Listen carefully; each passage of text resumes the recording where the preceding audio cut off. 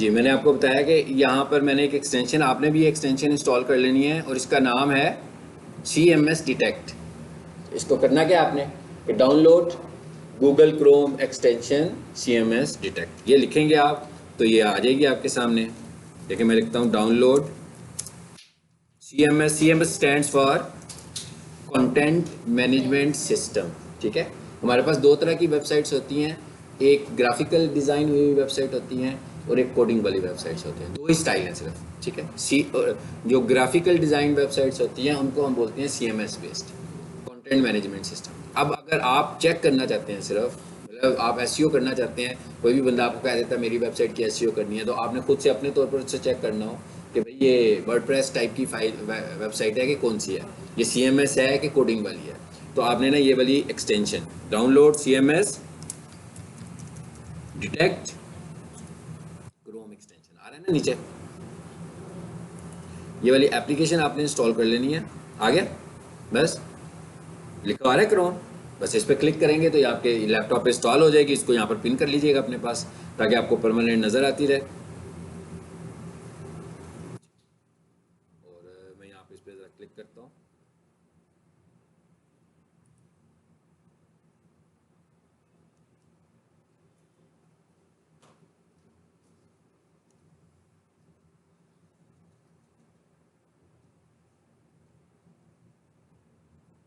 क्या कहता है, बता दिया उसने? ओके, अच्छा अब हम एक काम करते हैं, अब यहाँ पर ना दूसरी वेबसाइट खोलता हूँ मैं, DC kitchen online CMS detector. ठीक है, ये मैंने एक टर्म लिखी है, ऑनलाइन CMS डिटेक्टर। ठीक है, इस पर भी देखते हैं क्या आता है। आ गया, अब मैं इस दफ़ा एक्सटेंशन तो नहीं यूज़ कर रहा ना, अब मैं वेबसाइट पे आ गया हूँ सीधा। इधर आता हूँ मैं, इसको भी देखते हैं। यहाँ पे मैंने वेबसाइट खोल ली है ये वाली। चलिए अब वापस से ज़रा इस पर क्लिक करते हैं, अब देखते हैं अब क्या कहता है वो कि क्या ये भी वर्डप्रेस में बनी हुई है। इसका क्या मतलब है? कहते हैं we did not detect CMS use to build dckitchen.org, मतलब ये वर्डप्रेस CMS वेबसाइट नहीं है। आपको भी पता है ये कोडिंग वाली वेबसाइट है जो आपको मैंने दी हुई है, प्रोफेशनल किचन कोडिंग वाली वेबसाइट है। उसने यहाँ से ये भी बता दिया, यानी कितनी इजीली हमने चेक कर लिया कि किसी भी वेबसाइट पे जिस पे हम काम करना चाहते हैं, जैसे कुछ स्टूडेंट्स मुझे कह रहे थे कि हमारे पास वेबसाइट्स हैं, तो सबसे पहले आपने चेक करनी होगी वो किस में बनी हुई है। उसके बाद अब अगर आपने उसका एक्सेस लेना होगा, जैसे आपने दूसरी वेबसाइट का एक्सेस लेना होगा तो आप कहोगे मुझे cPanel का एक्सेस दो, लेकिन जब आपने वर्डप्रेस की वेबसाइट का एक्सेस लेना होगा तो आप उन्हें कहेंगे कि हमें WP एडमिन का यूज़र नेम और पासवर्ड दें। वो आपको WP एडमिन का यूज़र नेम और पासवर्ड फिर देंगे। ठीक है,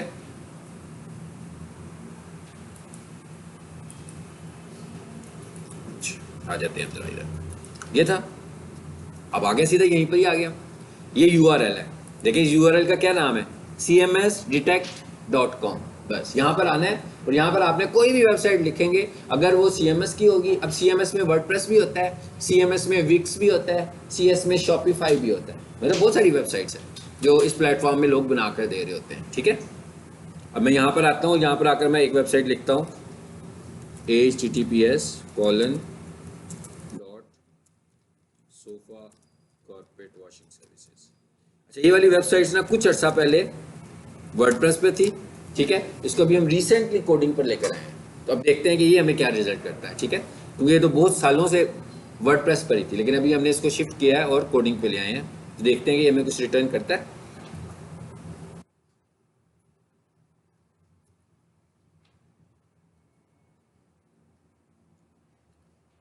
कुछ ऐड चला है लगता है जी, क्या कहता है? नहीं, अच्छा अभी पीक सोल्यूशन की वेबसाइट यहाँ पे दोबारा लिख कर देखें, क्योंकि पीक सोल्यूशन की वेबसाइट जो है ना वो इसमें बनी हुई है।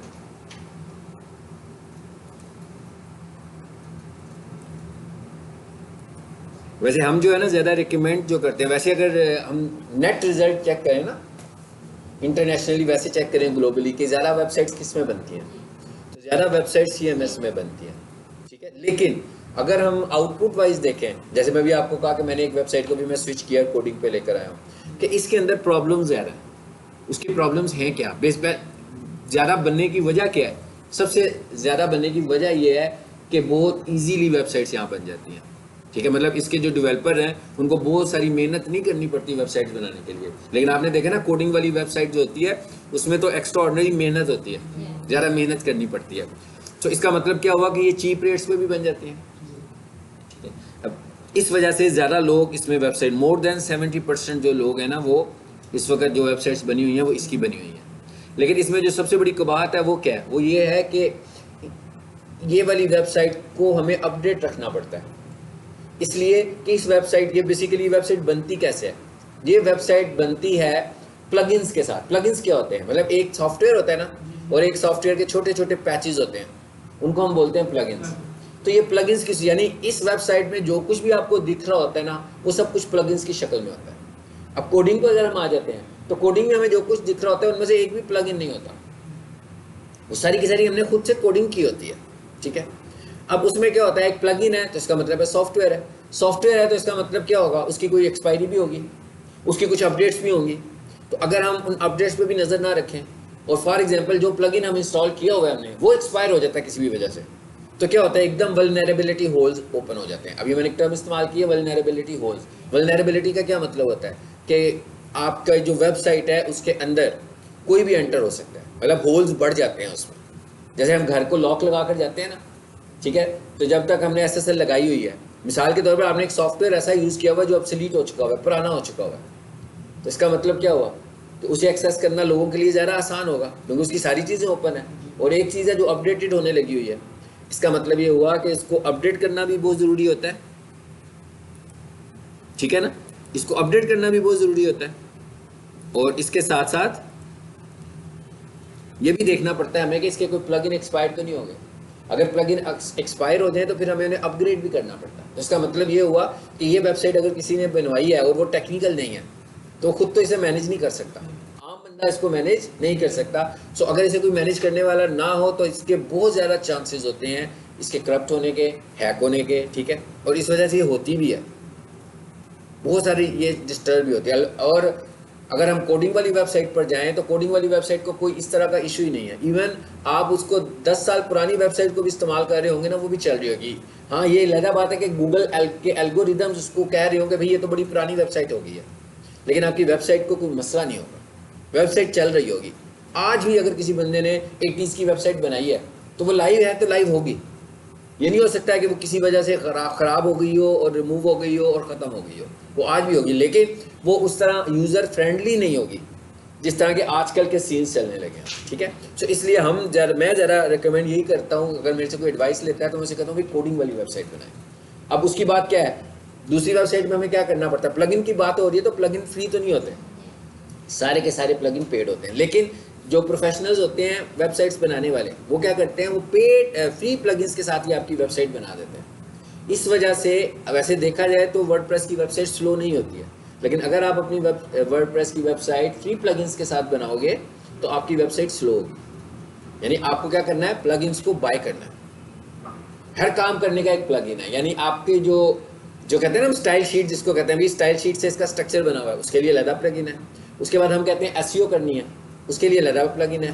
फिर हम ये कहते हैं भाई वो गूगल का मैप लगाना है, उसका अलग प्लगइन है। फिर हम कहते हैं कॉन्टैक्ट अस का पेज बनाना है, उसका अलग प्लगइन है। फिर हम कहते हैं किसी तरह की कोई सिक्योरिटी इंप्लीमेंट करनी है, उसका, यानी जो भी काम है सब प्लगइन्स के थ्रू है। तो इसका मतलब क्या हुआ कि अगर कोई बंदा उसे परचेज करेगा तो वैसे उसकी कॉस्ट कम है, लेकिन जब अगर वो प्लगइन्स को परचेज करेगा तो उसकी वो बहुत एक्सपेंसिव हो जाएगा।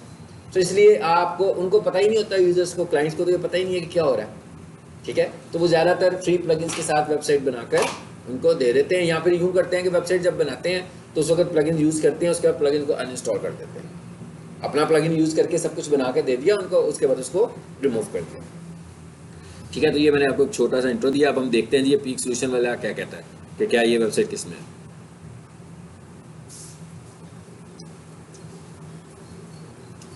ये देखें, ये बेसिकली क्या हो रहा है, साथ साथ उसकी मार्केटिंग होने लगी हुई है।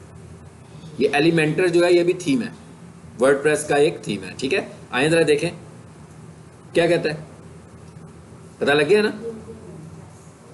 कहता है भाई ये वाली वेबसाइट जो है वो वर्डप्रेस में बनी हुई है। सो हमने दो तरीके देख लिए हैं, एक वेबसाइट, एक URL है cmsdetect.com, वहां से। और एक मैंने आपको तरीका बताया था, उसका क्या नाम था,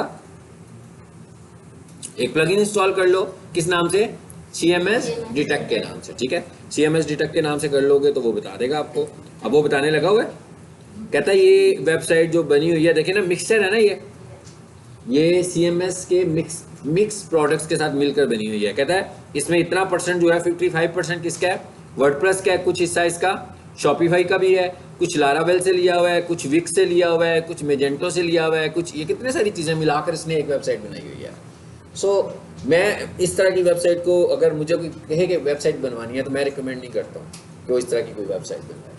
अलबत्ता अगर हम ई-कॉमर्स की वेबसाइट पर जाएँ ना, तो फिर मैं कहता हूँ भाई वर्डप्रेस में बनवा लो। उसकी वजह क्या है कि वर्डप्रेस में ई-कॉमर्स की वेबसाइट सस्ती बन जाएगी, जबकि कोडिंग में वेबसाइट लाखों में बनेगी ई-कॉमर्स वाली। लेकिन जो वर्डप्रेस की वेबसाइट है ना, इवन वर्डप्रेस का डेवलपर हो सकता है कि आपको 20,000 की 25,000 की वर्डप्रेस की वेबसाइट ई-कॉमर्स वेबसाइट बनाकर दे दे। लेकिन जब आप कोडिंग पे जाओगे ना, तो वही वाली वेबसाइट 2 लाख की होगी या 1 लाख की होगी, तो उसमें एक्सपेंसिव हो जाएगी। सो उसमें हमने ये कहा, क्योंकि वो बेसिकली क्या होता है, इन्होंने बना के रखी होती हैं अपने पास बहुत सारी टेम्पलेट्स, तो वो उसी में से आपका भी बनाकर दे देते हैं वेबसाइट को। सिर्फ कंटेंट ही चेंज करना होता है ना, उन्होंने थोड़ा सा स्टाइल चेंज करना है, थोड़ा सा कंटेंट चेंज करना है। तो अगर आपने ई-कॉमर्स की वेबसाइट सस्ती लेनी हो तो आप वर्डप्रेस की वेबसाइट लें। और ये जो प्राइस है, आपको पता है ना, ये प्राइस उसके बगैर होती है। इसमें ना तो पोस्टिंग होती है, ना SSL होती है, ना डोमेन होती है, ये सिर्फ वेबसाइट की कॉस्ट है, ठीक है। चलो जी, आ जाते हैं वापस। मेरा ख्याल है एक नया टॉपिक हमने सीखा है आज, है। इधर आते हैं, अब जरा एक छोटा सा टॉपिक और आज कर लेते हैं, ऑन साइट SEO वाला।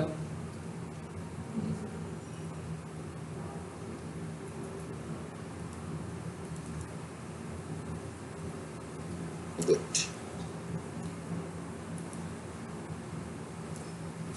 अब बेसिकली हम पढ़ क्या रहे हैं, ऑन साइट SEO ही पढ़ रहे हैं। मेरा ख्याल है काफ़ी सारी ऑन साइट SEO आपको आ गई है, जितनी हमने पढ़ी है। मतलब क्या है आपको बोला, यानी मैं ये कह रहा हूँ कि भाई आपने वेबसाइट की SEO करनी है, और मैंने आपसे ये कहा था कि जो सबसे ज़्यादा पावरफुल SEO है ना, वो on site SEO, technical SEO है। और हम जो कुछ इस वक्त पढ़ रहे हैं, सम टाइम मेरा लेक्चर ऑन साइट SEO का होगा और कभी मेरा लेक्चर टेक्निकल SEO होगा, ठीक है। अभी हमने क्या कुछ पढ़ा है, शाबाश बताएं, शुरू से बताएं। एडिट करना तो SEO का पार्ट नहीं है ना, वो तो इसलिए हमने सीखा कि हमने SEO करनी है तो हमें एडिट करना आना चाहिए, ठीक है ना। आगे बताएं, SEO में हमने क्या सीखा, हाँ, टाइटल। सबसे पहली बात आ गई हमारी, हमने कहा भाई HTML का टाइटल हमने ऑप्टिमाइज करना सीखा। उससे पहले हम लोगों ने कीवर्ड ऑप्टिमाइज करना सीखा, कीवर्ड बनाना सीखा कीवर्ड प्लानर के साथ, ठीक है। मैंने दूसरे कैंपस में एक क्लास ली थी जिसमें मैंने कीवर्ड प्लानर को प्रैक्टिकली करवाया है, हाँ, वो मैं आप लोगों से शेयर करूंगा वाला लेक्चर, ठीक है। उसमें हमने गूगल शीट में जाकर कीवर्ड्स को ऐड करके फार्मूला भी लगाया हुआ उसमें, ताकि आप लोग, हाँ, KEI वाला। अच्छा, अब एक तो हमने देखा टाइटल, ठीक है। टाइटल के बाद हमने क्या देखा, मेटा भी देख लिया। फिर मैंने कहा था कि भाई फेविकॉन भी होना चाहिए ऊपर। उसके बाद हमने हेडिंग स्टाइल को देखा, ठीक है। अब हम जरा आगे चलते हैं। अब यहाँ पर देखिएगा 10 पेजेस की एक स्लाइड है, जिसके अंदर आप समझिएगा कि समराइज कर रहे हैं हम सारे ऑन साइट SEO के फैक्टर्स को, ठीक है। सो सबसे पहला फैक्टर क्या है जी, क्रिएट यूजर फ्रेंडली URLs। जी, सबसे पहला फैक्टर क्या है कि आपको यूजर फ्रेंडली URLs बनाने हैं, ठीक है। URLs का क्या मतलब है, वेबसाइट का जो नाम है आपका वो URL है। तो कहता है भाई आपने अपने यूजर फ्रेंडली URLs बनाने, ठीक है। आपकी जो मेन वेबसाइट है तो चलिए वो तो हो सकता है ना कंपनी का नाम हो, लेकिन उसके बाद आपके जितने भी सब पेजेस हों, जैसे मिसाल के तौर पर मैं ये कहता हूँ मेरा एक टैब जो है वो बेकरी इक्विपमेंट के मतलब बताता है, एक आइसक्रीम मशीनरी के मतलब बताता है, एक कॉफ़ी मशीन्स के मतलब बताता है, एक पिज़्ज़ा ओवंस के मतलब बताता है। तो मैंने उनके नामों को भी उसी तरह ही रख लेना है, ठीक है। और नाम रखने का मैंने आपको तरीका भी बताया था कि हमें नाम में स्पेस नहीं लानी है, ठीक है। तो इसकी एग्जाम्पल देख रहे हैं नीचे आकर, ये देखें, ये वेबसाइट का नाम है, ये आगे से URL आ रहा है, podcast dash webinars dash what to choose. दूसरा देखें, SEO specialist in your marketing, लेकिन कीवर्ड ही है ना, पूरे कीवर्ड को हमने एडजस्ट किया हुआ है। सो वो ये कहता है कि ये यूजर फ्रेंडली है। यूजर फ्रेंडली होने का मतलब बेसिकली क्या है कि कीवर्ड्स होने चाहिए उसके अंदर। जो कीवर्ड्स आपने बनाए हुए हैं मिसाल के तौर पर मेरा बेकरी इक्विपमेंट का टैब है, तो वो बेकरी की बात कर रहे हैं तो मैंने बेकरी के लिए कोई कीवर्ड डिफाइन किया होगा अपना पहले, तो मैं कोशिश करूंगा कि मैं अपने यूआरएल में वही वाला कीवर्ड यूज कर लूं। ठीक है, आ जाते हैं, एक चीज हो गई। नंबर 2 जी, दूसरा फैक्टर क्या है? Use title tags containing keywords. ये हमने सीखा ना प्रीवियस क्लास में कि भाई आपने टाइटल टैग इस्तेमाल करने, इसकी एग्जांपल नीचे आ रही है, ऐसे ही है। कहां है टाइटल जी? ये अच्छा, अब बेसिकली क्या है, देखिए क्या लिखा हुआ है, पॉडकास्ट एंड वेबिनार्स। इसका मतलब क्या हुआ कि पॉडकास्ट एंड वेबिनार्स इसका मेन कीवर्ड है। ठीक है, इसलिए उसने इसको स्टार्ट पे लिखा है। उसके बाद आगे आ जाते हैं, इस तरह नजर आता है ना, जब हम गूगल में सर्च करते हैं तो इसी तरह नजर आता है। यही था ना, पॉडकास्ट एंड वेबिनार्स, ऊपर यूआरएल आ रहा है, नीचे टाइटल आ रहा है। ठीक है, सो ये टाइटल ऑप्टिमाइज हो गया, ये हमने सीख लिया। और नीचे है, उसके बाद क्या कहता है, मेटा डिस्क्रिप्शन। सो मैंने आपको इसकी सारी लिमिटेशंस बता दी थी पिछली क्लास में कि भाई टाइटल कैसा होना चाहिए, 60 से 70 कैरेक्टर्स का होना चाहिए। ठीक है, 580 पिक्सल्स लॉन्ग होना चाहिए। इसी तरह फिर दूसरी बात हमने की मेटा की, तो मैंने कहा मेटा की डिस्क्रिप्शन जो है वो 160 to 170 कैरेक्टर्स लॉन्ग होनी चाहिए और 920 पिक्सल्स में मैक्सिमम उसकी लेंथ होनी चाहिए। तो ये भी वही चीज़ है जो हम सीख चुके हुए हैं। अब ये नीचे टाइटल आ गया और नीचे आ जाए, यानी कि 2 फैक्टर्स हो गए। अगला फैक्टर क्या है, पे अटेंशन टू हेडिंग्स। अगला फैक्टर क्या है, कहता भाई आपने अपनी हेडिंग्स को, मैंने आपसे कहा था ना कि आपका जो कंटेंट है वो पैराग्राफ्स की सूरत में लिखा होना चाहिए। पैराग्राफ्स छोटे छोटे होने चाहिए और पैराग्राफ के अंदर सेंटेंसेस भी ज़्यादा बड़े नहीं होने चाहिए। ठीक है, सो पे अटेंशन टू हेडिंग्स। और कहता है अब आप हम कह रहे हैं नंबर ऑफ पैराग्राफ्स हमने लगाए हुए हैं, तो हमने कोशिश करनी है कि हर पैराग्राफ के शुरू में एक हेडिंग लिखें और हमारी ये कोशिश होनी चाहिए कि वो वाली हेडिंग जो है वो कोई ना कोई हमारा कीवर्ड, चाहे वो कीवर्ड हो या वो एलएसआई कीवर्ड हो। आपको पता है ना एलएसआई कीवर्ड कौन सा होता है, थीमेटिक कीवर्ड हो। पहले तो आपने मेन कीवर्ड्स को फोकस करना है 2 to 3% तक। जब आपकी लिमिट पूरी हो जाएगी फिर हम थीमेटिक कीवर्ड्स की तरफ आएंगे, फिर हम उनको यूज़ करेंगे। सो हमें हर पैराग्राफ को एक हेडर देना है और उस हेडर को हमने इनक्लोज कैसे करना है अपने हेडिंग स्टाइल में। और हेडिंग स्टाइल को यूज़ करने का तरीका क्या है, ये तरीका एक से ज़्यादा बार इस्तेमाल कर सकते हैं मगर बार बार नहीं कर सकते। ठीक है, एक से ज़्यादा बार का मतलब ये है कि मैं पूरे पेज में चाहूँ ना कि 2 दफ़ा यूज़ कर लूँ।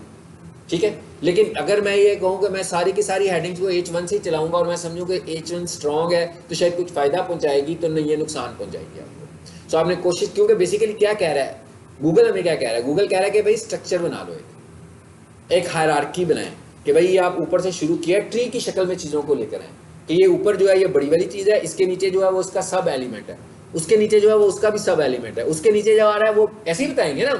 बुक भी जब हम पढ़ रहे होते हैं तो ऐसे ही पढ़ रहे होते हैं कि ऊपर मेन टॉपिक शुरू होता है, आगे से सब टॉपिक शुरू हो जाते हैं। तो कहते हैं जब आप इस तरह कहना चाह रहे हैं, कॉन्सेप्ट ये दे रहे हैं, तो फिर आप मेरी हेडिंग स्टाइल्स को भी इसी तरह इस्तेमाल करें। क्योंकि मेरी जो H1 है वो मेन हेडिंग है, H2 जो है वो सब हेडिंग है, H3 जो है वो H1 और H2 की सब हेडिंग है, H4 जो है वो पहली 3 की सब हेडिंग है और H5 जो है वो पहली 4 की सब हेडिंग है। तो कहता है आप इस तरह इस्तेमाल करें, पहले H1 लगाएं, फिर H2 लगाएं, फिर H3 लगाएं। ठीक है, ये स्ट्रक्चर है इसको इस्तेमाल करने का। नीचे आ जाते हैं जी। उसके बाद चूज द राइट कीवर्ड्स। ये तो हम पढ़ चुके हुए हैं कि भाई हमने कीवर्ड्स को यूज करना है और इसमें हमने शॉर्ट कीवर्ड्स को भी यूज करना है, लॉन्ग टेल कीवर्ड्स को भी यूज करना है। ठीक है, ओके। उसके बाद क्या कह रहा है, कहता है आपने अपना जो पैराग्राफ बनाया हुआ है, ठीक है, अब हेडिंग को तो हमने इनक्लोज कर दिया, ठीक है ना। नंबर 1 पहली बात तो ये है कि हमें कई वेबसाइट पे हम जाएं तो वहाँ लिखा होता है वेलकम टू माय वेबसाइट, होता है ना, अक्सर वेबसाइट्स में लिखा होता है। वो तो आपको देख के अंदाजा हो जाना चाहिए कि इसका मतलब है भाई इसने वेबसाइट की एसईओ नहीं कराई है, क्योंकि अगर उसने कराई होती तो ये वाली टर्म वो यूज ही ना करता अपनी वेबसाइट में और उसको हेडिंग लगाता ही ना। ठीक है, सो ऐसी टर्म्स को हेडिंग के साथ ज़ाया नहीं करना, हेडिंग्स को इस्तेमाल करना है अपने कीवर्ड्स में। हो गई, अब ये तो कंफर्म हो गया कि भाई जितने भी पैराग्राफ्स हैं उनके हेडर्स जो हैं वो हेडिंग्स के साथ होंगे। अब हम ये कह रहे हैं कि जो पैराग्राफ हमने लिख रहे हैं, क्योंकि बेसिकली जब हम हेडिंग को देखें, हेडिंग का बिहेवियर क्या होता है, हेडिंग का बिहेवियर ये होता है कि वो उसे बोल्ड कर देता है ना, हाईलाइट किया होता है उसने उस टेक्स्ट को। तो अगर हम ये कहें कि भाई हम पैराग्राफ में भी किसी चीज़ को हाईलाइट करना चाहते हैं तो भाई हेडिंग भी तो हाईलाइट कर रही है, तो हम उसी को यूज़ कर लें तो ये रॉन्ग। स्ट्रेटेजी है, बिल्कुल नहीं कर सकते हम, इलीगल है ये। हाँ, उसकी वजह क्या है कि असल में आप ये समझ लें बात ये हम गूगल ने स्टैंडर्ड बनाकर दिया ना, तो गूगल ये नहीं देख रहा कि आप किस चीज़ को हाईलाइट कर रहे हैं और किस चीज़ को हाईलाइट नहीं कर रहे हैं। गूगल ये देख रहा है कि मेरी बताई हुई टैग्स को आप इस्तेमाल कर रहे हैं कि नहीं कर रहे हैं। गूगल ये कह रहा है कि भाई जो आपका हेडर है ना उसमें H1 होना चाहिए। अगर हम जब इस वेबसाइट को देखते हैं,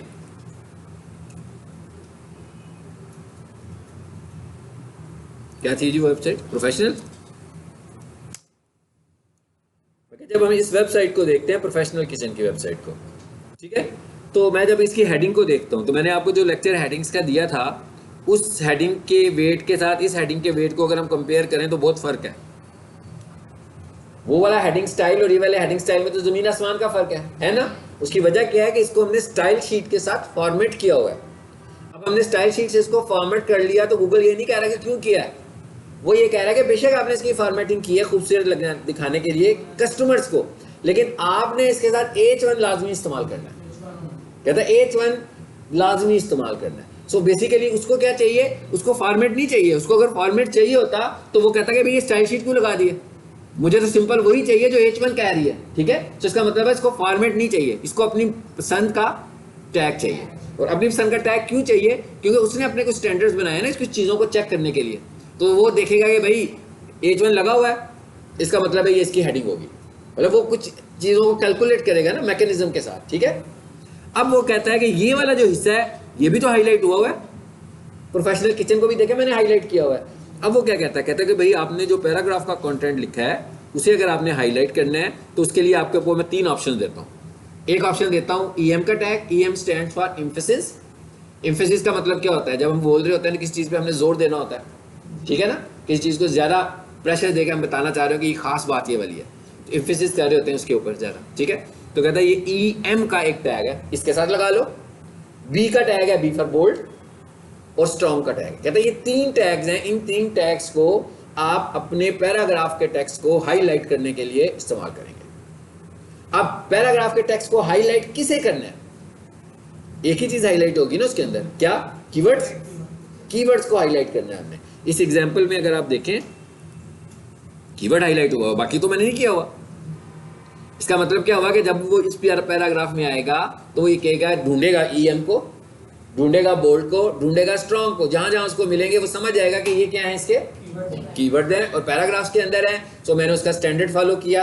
ये देख रहे हैं ये वेबसाइट इसी भी है ना, देखें हम ऊपर से नीचे की तरफ जब आए हैं सारे स्टैंडर्ड्स फॉलो करते हुए आए हैं। हमने टाइटल में भी प्रोफेशनल किचन इक्विपमेंट लिखा, हमने मेटा डिस्क्रिप्शन में भी लिखा, उसके बाद हमने हेडिंग में भी लिखा, कितनी सारी जगहों पे लिख दिया। उसके बाद हमने पैराग्राफ के अंदर भी लाकर लिख दिया। और देखें हमने रिपीट भी नहीं किया उस तरह, मतलब इस तरह नहीं किया कि भाई पीछे पड़ गए उसके, कि बार बार हम लिखते जा रहे हैं कि भाई क्योंकि हमारा कीवर्ड है तो ज़्यादा से ज़्यादा लिखें। उसने हमें जो परसेंटेज दी है उसके मुताबिक लिख रहे हैं हम लोग, ठीक है। अब यहाँ पर क्या लिखा हुआ है जी, प्रोफेशनल किचन इक्विपमेंट, और यहाँ पर क्या लिखा हुआ है, किचन इक्विपमेंट। चलो इधर आकर हमने पूरे को एम्फेसिस किया, इधर आकर हमने किचन इक्विपमेंट को जोर दे दिया, ठीक है। आ जाते हैं वापस, तो ये भी पता लग गया हमें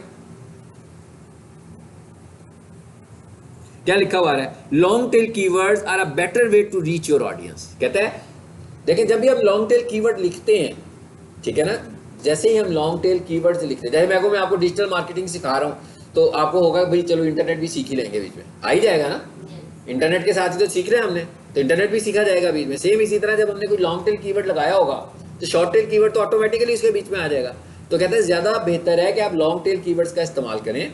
लॉन्ग टेल कीवर्ड्स आपको शॉर्ट टर्म में रैंक करवाने में बहुत रोल प्ले करती है, क्योंकि वो डायरेक्ट ऑडियंस के पास जा रही होती है। जैसे मैं लिखता हूँ ना MD कैट प्रिपरेशन, और मैं लिखता हूँ ऑनलाइन MD कैट प्रिपरेशन, फिर मैं लिखता हूँ online MD CAT preparation in Lahore, मैं लिखता हूँ best academy for online MD CAT preparation in Lahore, तो टारगेट हो गया ना, कीवर्ड तो लंबा ही है। लेकिन अगर मैं लिखूँ MD कैट प्रिपरेशन तो बहुत सारी बातें जो क्लियर नहीं हो रही कि मैं चाहता क्या हूँ, ठीक है। हाँ जी, रिजल्ट्स कम हो जाएंगे इसके। अच्छा उसके बाद आगे क्या, आगे जी अगला पार्ट क्या है इसमें, include internal links. Links, hyper links पढ़े थे ना हमने, तो कहता भाई वेबसाइट के अंदर लिंकिंग करें, ये बहुत स्ट्रॉन्ग फैक्टर है, बहुत स्ट्रॉन्ग फैक्टर है। वेबसाइट के अंदर लिंकिंग करने का क्या मतलब है कि भाई होम का पेज भी है, अबाउट का पेज भी है, कोर्सेज का पेज भी है, कोर्सेज के अंदर डिजिटल मार्केटिंग में चले जाएं तो कहता है भाई आपने क्या करना है, अपने सब पेजेस से ज़्यादा होम पेज पे ट्रैफिक को लेकर आना है। सो इंटरनल लिंकिंग करनी है, ठीक है। इंटरनल लिंक्स आपके ज़्यादा से ज़्यादा होने चाहिए, ठीक है। आ जाओ जी। कहता है वेबसाइट का कंटेंट अगर आपका अच्छा है तो आपके जो 100 लिंक्स हैं इससे ज़्यादा लिंक्स आपने नहीं बनाने, मतलब मैक्सिमम 100 लिंक्स, इससे भी ज़्यादा, बल्कि कोशिश करें 100 से भी कम रखें, 50 से 70 के दरमियान। नहीं, एक पेज पे लिंक्स इतने लगाए एक वेबसाइट में, ठीक है ना, एक पेज पे इतने लिंक लगाएंगे फिर तो सारा टेक्स्ट ही लिंक बन जाएगा हमारा, ठीक है ना। वो कहता है पूरी वेबसाइट में, मतलब मुख्तलिफ टैब्स के अंदर आपने जो लिंक्स लगाने हैं वो ये होने चाहिए। उसके बाद क्या कहता है, लिंक रेलिवेंस सोर्सेज। ये याद रखना है कि लिंक्स जब हम लगा रहे हैं तो ये भी हमने ऐसे नहीं, खिचड़ी नहीं पकानी है, रेलिवेंट होकर। अगर रेलिवेंट होकर 50 लिंक नहीं बन रहे, 30 लिंक बेहतर बनते हैं तो हम 30 ही लगाएंगे। रेलिवेंसी जरूरी है, यानी एक बंदा कंटेंट को रीड कर रहा है, ठीक है, उसके अंदर ही आपने उसकी डिटेल के लिए एक लिंक लगा दिया, फिर वो उसको किसी और जगह पे लेकर जा रहा है, यानी आपकी लिंक की रेलिवेंसी होनी बहुत जरूरी है। चलिए देखिए, ये हमने पढ़ लिया हुआ है ना। क्या कहता है, कहता है इस तरह लिखना है आपने, लिंक कैसे लगाना है, AHRF, आगे जहां पर भी आपका लिंक है, relation equals to no follow, ये हम बाद में पढ़ेंगे। और कीवर्ड कहते हैं यहां पर आपका जो क्लिकेबल टेक्स्ट है वो क्या होना चाहिए, कीवर्ड होना चाहिए। चलिए अब यहां पर आ ही गया तो मैं एक्सप्लेन कर देता हूं नो फॉलो क्या होता है। एक होता है डू फॉलो लिंक और एक होता है no follow link. Do follow link जो होता है वो क्या करता है, डू फॉलो लिंक में जिस पेज पर आप जा रहे होते हो आप उस पेज की रेपुटेशन को भी कैश कर सकते हो। जैसे मैं कहूँ पैकेजेस मॉल में हमने अपनी एक स्टैंडी लगा दिया और एक सड़क के ऊपर हमने स्टैंडी लगाई है, फर्क है कि नहीं है। जो पैकेजेस मॉल में लगी होगी उससे लोग ज़्यादा मुतासिर होंगे क्योंकि भाई यहाँ पे लगा हुआ है, इसका मतलब है कोई अच्छी चीज़ है। जो रोड पे लगा होगा उसके लिए एक आम लोगों के मुतालिक होगा। जैसे मैं कहता हूँ पैकेजेस मॉल में बहुत सारी ब्रांड्स हैं और हम एक उन्होंने 50% ऑफ दिया हुआ है तो हमें पता है उन्होंने रश लगा हुआ है वहाँ पे, तो हमने क्या किया, हमने स्टैंडीज बनवाई और हर ब्रांड के एंट्रेंस के ऊपर अपनी स्टैंडी उनकी कोऑर्डिनेशन के साथ लगा दी। अब इसका फ़ायदा क्या होगा, हम उनकी रेपुटेशन को भी कैश करना शुरू हो गए क्योंकि उनकी शॉप में तो उनके कस्टमर्स जा रहे हैं ना, लेकिन जैसे ही वो कस्टमर उस दुकान के अंदर एंटर होता है तो वो हमारी स्टैंडी को देखता है, तो क्या होता है उससे हमारी रेपुटेशन भी कुछ बिल्ड होती है थोड़ी सी। सेम इसी तरीके से अगर आप डू फॉलो लिंक यूज़ करोगे तो हम दूसरी वेबसाइट की रेपुटेशन को यूज़ करेंगे, अगर नो फॉलो यूज़ करोगे तो हम नहीं करेंगे।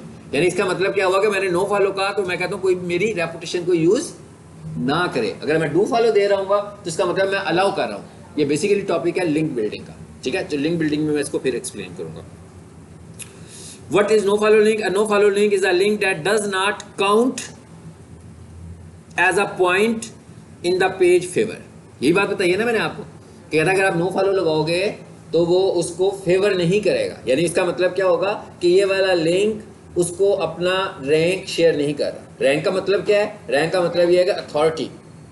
मसलन एक नया बंदा है जिसने नई वेबसाइट बनाई है, उसकी पेज की जो अथॉरिटी है, एक नई वेबसाइट बनी है उसकी पेज की जो अथॉरिटी है, ठीक है, वो बहुत कम है। लेकिन मैं कहूँ फेसबुक उसकी 100% है, गूगल उसकी भी बहुत ज़्यादा है, कोरा उसकी भी बहुत सारी है। तो जब मैं इन जगहों पर जाकर अपने लिंक्स लगाऊंगा तो इसका मतलब क्या होगा, मैं उनसे थोड़ी सी रेपुटेशन ले लूँगा, थोड़ी सी अथॉरिटी मेरी भी आहिस्ता आहिस्ता बढ़नी शुरू हो जाएगी। लेकिन कहता है अगर कोई ऐसी वेबसाइट जो कहती है कि लिंक लगाओ और वो आपको कहती है नो फॉलो, तो इसका मतलब क्या है कि वो आपको अपनी अथॉरिटी शेयर नहीं कर रही। अथॉरिटी सिर्फ वो वेबसाइट शेयर करती है जो डू फॉलो देती हैं आपको, ठीक है।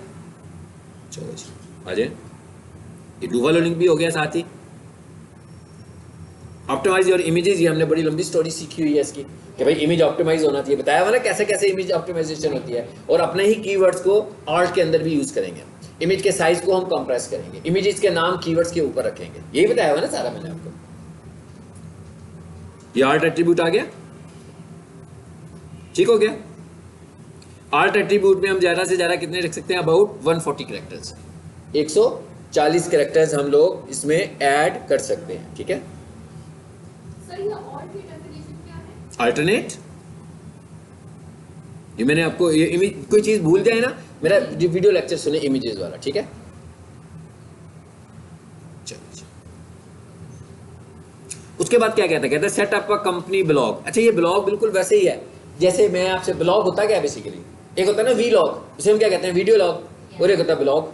ये होता है web log, b basically abbreviation है वेब का, एक्रोनियम उन्होंने लिया हुआ इसका, बी से बनता है वेब। सो बेसिकली ये क्या है, वेबलॉग। वेबलॉग का क्या मतलब है कि टेक्स्ट की सूरत में, मतलब आप यूट्यूब पर जाते हो तो क्या करते हो, जैसे मैं बोल रहा हूँ मेरी वीडियो रिकॉर्ड होगी तो लग जाएगी, लेकिन जो वेबसाइट होगी उसके अंदर जो इन्फॉर्मेशन होगी वो तो टेक्स्ट की शक्ल में होगी, मोस्टली ज़्यादा उसमें टेक्स्ट होगा। तो इस तरह के लॉग को हम बोलते हैं वेबलॉग, ठीक है। तो वो कहता है भाई इसके वीलॉग्स बना लो, ठीक है। वीलॉग बेसिकली क्या है, वेबलॉग होता है, ठीक है।